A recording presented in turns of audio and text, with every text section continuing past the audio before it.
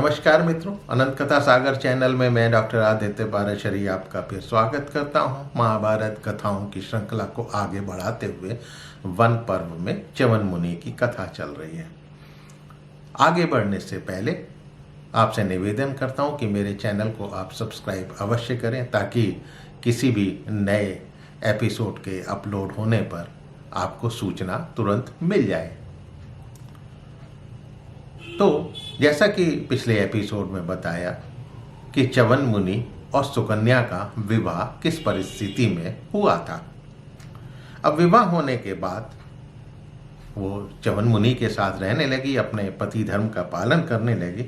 तो एक दिन जो है वो सुकन्या स्नान कर रही थी।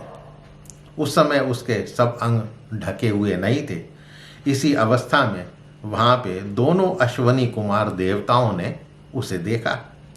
तो उसके पास जाकर पूछा कि तुम किसकी पुत्री हो, किसकी पत्नी हो और यहाँ वन में क्या कर रही हो।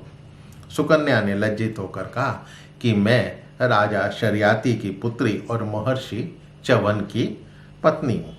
मैं सुकन्या के नाम से जानी जाती हूँ, मैं सुकन्या के नाम से ही प्रसिद्ध हूँ और मैं अपने पति के प्रति समर्पित हूँ। अब ये सुनकर जो है अश्वनी कुमारों ने हंसते हुए कहा, अरे तुम्हारे पिता ने इस अत्यंत बूढ़े पुरुष के साथ तुम्हारा विवाह कैसे कर दिया? तुम तो बिजली की तरह चमक रही हो। देवताओं के यहाँ पर भी तुम्हारे जैसी सुंदरी हमने नहीं देखी। तुम्हारे अंगों पर कोई आभूषण नहीं है, तुम उत्तम वस्त्रों से भी वंचित हो, श्रृंगार भी नहीं किया है, फिर भी इस वन की शोभा बढ़ा रही हो। निर्दोष अंगों वाली सुंदरी, पहले तुम अपने वस्त्राभूषण धारण कर लो, उस समय तुम अत्यंत सुंदर लगोगी। तुम सुंदरी होकर भी कैसे इस बूढ़े पति के साथ रहती हो, कैसे निभाती हो, जो काम भोग से भी शून्य है। ये बूढ़ा तो तुम्हारी रक्षा और पालन पोषण करने में भी समर्थ नहीं है। अतः ऐसा करो, तुम हम दोनों में से किसी एक को पति के रूप में चुन लो, इसको छोड़ो। तो सुकन्या बोली कि आप मेरे बारे में ऐसा ना सोचें, मैं अपने पति से पूर्ण अनुराग रखती हूँ, प्रेम करती हूँ। तब अश्वनी कुमार बोले, हम देवताओं के श्रेष्ठ वैद्य हैं, हम तुम्हारे पति को फिर से जवान और सुंदर बना देंगे, तब हम तीनों में से किसी एक को पति चुन लेना। ऐसा करो तो ठीक रहेगा। तुम चाहो तो अपने पति को भी यहाँ बुला लो। ये सुनकर सुकन्या मुनि के पास गई और सब कुछ कह सुनाया। तो च्यवन मुनि बोले, ऐसा है कि वो जैसा कहते हैं वैसा करो। तब सुकन्या ने अश्वनी कुमारों से कहा कि आप मेरे पति को रूप और यौवन से संपन्न बना दें। तब अश्वनी कुमारों ने सुकन्या से कहा कि तुम्हारे पति इस जल में प्रवेश करें। तब च्यवन मुनि ने रूप और यौवन की कामना से शीघ्रता पूर्वक उस सरोवर में प्रवेश किया। साथ ही दोनों अश्वनी कुमार भी जल में प्रवेश कर गए।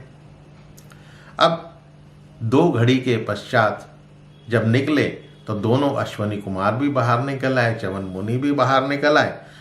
जब तो एक से ही लग रहे थे, तीनों एक ही जैसे दिव्य रूप धारण करे हुए थे, दिव्य वस्त्र धारण करे हुए थे, एक समान सुंदर थे।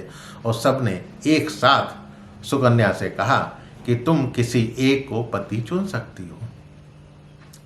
देवी सुकन्या ने उन सबको एक जैसा रूप धारण किए हुए देखा तो मन ही मन और बुद्धि से फिर अपने ही पति को पहचान लिया और उसी को ही स्वीकार किया।